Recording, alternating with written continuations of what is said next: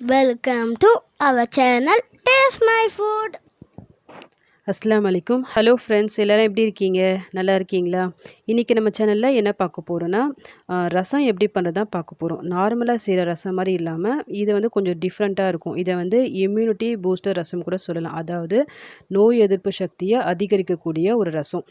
இப்போ வந்து கொரோனா வந்து ரொம்பவே வேகமாக ஸ்ப்ரெட் ஆகிட்டுருக்கு. இப்போ இந்த காலகட்டத்தில் நம்மளுக்கு தேவை நோய் எதிர்ப்பு சக்தி. ஸோ இந்த மாதிரி ரசம் வச்சு குடிக்கும்போது நம்மளுக்கு இது அதிகமாகவே கிடைக்குது. ஓகே. இப்போ நம்ம ப்ரிப்பரேஷனை ஸ்டார்ட் பண்ணிடலாம். இதுக்காக நான் நல்லா பழுத்த தக்காளி ஒரு 3 தக்காளி நான் எடுத்திருக்கேன். இப்போ இந்த தக்காளியை நல்லா வாஷ் பண்ணிவிட்டு கையாலேயே இந்த மாதிரி நல்லா மேஷ் பண்ணி விட்டுக்குங்க. நல்ல பழமாக இருந்தால் தான் உங்களுக்கு இந்த மாதிரி கையாலேயே நல்லா உங்களுக்கு பிசைய வரும். ஸோ நல்லா பழுத்த தக்காளியாக பார்த்து எடுத்துக்குங்க. இந்த ரசத்தை பொறுத்தவரைக்கும் நம்ம புளி எதுவுமே சேர்க்க போகிறதில்ல. உங்களுக்கு எந்த அளவுக்கு புளிப்பு சுவை தேவையோ அதுக்கேற்ற மாதிரி தக்காளியை ஆட் பண்ணிக்கிங்க. இப்போ இந்த தக்காளி வந்து நம்ம நல்லா மேஷ் பண்ணி எடுத்தாச்சு. இது கூடவே கொஞ்சம் கொத்தமல்லியை சேர்த்துக்கலாம். நல்லா வாஷ் பண்ணி சேர்த்துக்குங்க. கூடவே கொஞ்சம் கருவேப்பிலையும் ஆட் பண்ணிக்கலாம். நெக்ஸ்ட்டு நான் மஞ்சத்தூள் சேர்க்குறேன். மஞ்சத்தூள் வந்து கொஞ்சம் அதிகமாகவே சேர்த்துக்குங்க. ஏன்னா நோய் எதிர்ப்பு சக்தியை அதிகரிக்கிற பவர் வந்து இந்த மஞ்சள் தூளுக்கு அதிகமாகவே இருக்குது. இதுக்கு தேவையான அளவு சால்ட்டும் போட்டுக்கலாம். நான் வந்து கல் உப்பு போடுறேன். இது எல்லாத்தையும் நல்லா மிக்ஸ் பண்ணிவிட்டு இதை அப்படியே தனியாக எடுத்து வச்சுக்கலாம்.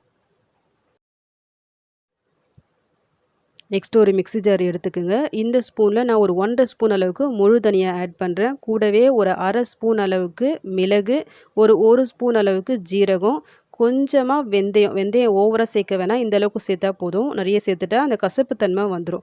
நெக்ஸ்ட்டு வந்து பூண்டு சேர்க்கலாம். பூண்டு வந்து ஒரு 10 to 12 பல் நீங்கள் சேர்த்துக்கோங்க. இன்னும் எக்ஸ்ட்ரா கூட சேர்த்துக்கலாம். பூண்டு வந்து நோய் எதிர்ப்பு சக்தியை அதிகரிக்கக்கூடியது தான். நெக்ஸ்ட்டு ஒரு 2 காஞ்ச மிளகா, ஒரு பச்சை மிளகாய் இந்த மாதிரி 2 உடச்சி போடுறேன். கொஞ்சம் கருவேப்பிலை, ஒரு சின்ன துண்டு இஞ்சியை போட்டுட்டு நல்லா கிரைண்ட் பண்ணி எடுத்துகிட்டு வந்துடலாம் இதை. தண்ணி எதுவும் சேர்க்காம இந்த மாதிரி நல்லா கொரன்னு அரைச்சி எடுத்துக்குங்க.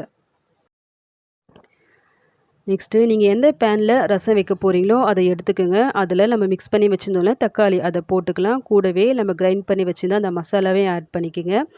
தண்ணி சேர்த்துக்குங்க. அதாவது ரசம் வந்து எந்த அளவுக்கு லிக்விடாக வேணுமோ அதுக்கேற்ற மாதிரி தண்ணி ஆட் பண்ணிக்கிங்க. ஒரு 1லேருந்து ஒரு 1½ லிட்டர் அளவுக்கு தண்ணி வந்து கரெக்டாக இருக்கும். சால்ட்டு பார்த்து செக் பண்ணிவிட்டு ஸ்டவ் ஆன் பண்ணிவிட்டு வச்சுக்கலாம். இந்த ரசத்தை பொறுத்த வரைக்கும் இதில் நம்ம சேர்த்துருக்கிற தனியா, மிளகு, பூண்டு, மஞ்சத்தூள் சொல்லிட்டு எல்லாமே நோய் எதிர்ப்பு சக்தியை அதிகரிக்கக்கூடிய ஒரு பொருள்கள் தான். இந்த காலகட்டத்தில் கண்டிப்பாக நம்மளுக்கு இது தேவை. இதை நீங்கள் சாதத்தில் பிசைஞ்சும் சாப்பிட்லாம். இல்லை சூப் மாதிரி அப்படியே கூட குடிக்கலாம். டேஸ்ட்டு வந்து ரொம்பவே நல்லா தான் இருக்கும் இது.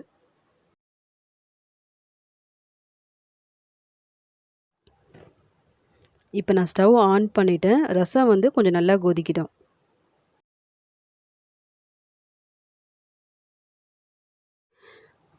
நம்ம நார்மலாக ரசம் வைக்கும்போது ஜஸ்ட் அந்த மேலே அந்த பபிள்ஸ் மாதிரி வரும். அதுக்குள்ளே நம்ம ஆஃப் பண்ணிடுவோம். பட் இந்த ரசத்தை பொறுத்த வரைக்கும் இது நல்லாவே கொதிக்கணும். நல்லா ஒரு கொதி வந்த உடனே மீடியம் ஃப்ளேமில் வச்சுக்கிங்க.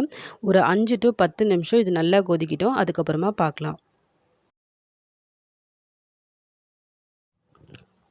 இந்த ரசம் ஒரு 10 நிமிஷமாக கொதிக்குது. இப்போ நம்ம இதுக்கு தாளிப்பு ரெடி பண்ணிடலாம். நான் ஒரு தாளிப்பு கடாயில் எண்ணெய் ஊற்றிருக்கேன். அந்த எண்ணெயில் வந்து ஒரு 1/2 ஸ்பூன் அளவுக்கு கடுகு உளுத்தம் பருப்பு போட்டுக்கலாம். கூடவே கொஞ்சமாக பெருங்காயம், ஒரு காஞ்ச மிளகாய் இந்த மாதிரி 2ஆ உடச்சி போட்டிருக்கேன். ஃபைனலாக கொஞ்சம் கருவேப்பிலை ஆட் பண்ணிவிட்டு ஸ்டவ் ஆஃப் பண்ணிடலாம். தாளித்து எடுத்ததை இந்த ரசத்தில் போட்டு நல்லா மிக்ஸ் பண்ணிக்கிங்க. நல்லா மிக்ஸ் பண்ணி விட்டுட்டு ஸ்டவ் ஆஃப் பண்ணிவிடுங்க. ஸ்டவ் ஆஃப் பண்ணிவிட்டு இப்போ ஃபைனலாக ஒரு பொருளை சேர்க்க போகிறோம். என்னென்னா லெமன் ஜூஸ். ஒரு 1/2 லெமனை நான் ஜூஸ் எடுத்து வச்சுருக்கேன். இது போட்டு நல்லா ஒரு மிக்ஸ் பண்ணி விட்டுக்குங்க. ஃபைனலாக இந்த லெமன் ஜூஸ் ஆட் பண்ணும்போது நல்லா டேஸ்ட் வந்து புளிப்பாக நல்லாயிருக்கும் ரசம். இதில் நம்ம சேர்த்துருக்க இந்த லெமன் ஜூஸும் நோய் எதிர்ப்பு சக்தியை இன்க்ரீஸ் பண்ணக்கூடிய ஒரு ஐட்டம் தான். லெமன் ஜூஸை ஆட் பண்ணிவிட்டு கொதிக்க விட வேணாம். எப்போவுமே ஆஃப் பண்ணிட்ட பிறகு தான் நீங்கள் ஃபைனலாக தான் லெமன் ஜூஸ் சேர்க்கணும். அதை மட்டும் மைண்டில் வச்சுக்கிங்க. அவ்வளோதான். இப்போ நம்மளுக்கு ரசம் ரெடி ஆகிடுச்சு. நார்மலாக நம்ம வீட்டில் வந்து அடிக்கடி வைக்கக்கூடியது தான் இந்த ரசம். நார்மலாக வைக்கிற மெத்தட் மாதிரி இல்லாமல் இந்த பீரியடில் இந்த மாதிரி நீங்கள் ட்ரை பண்ணி பாருங்கள். கண்டிப்பாக உங்களுக்கு சளி, ஃபீவர் அந்த மாதிரி இருந்தால் நல்ல ஒரு ரிலீஃப் கிடைக்கும். இதை அப்படியே சூப் மாதிரி கூட குடிக்கலாம். டேஸ்ட் வந்து ரொம்பவே நல்லாயிருக்கும். இதே ரசம் நீங்கள் ட்ரை பண்ணி பார்த்துட்டு சூப்பராக வந்துச்சுன்னா மறக்காமல் எனக்கு கமெண்ட் பண்ணுங்கள்.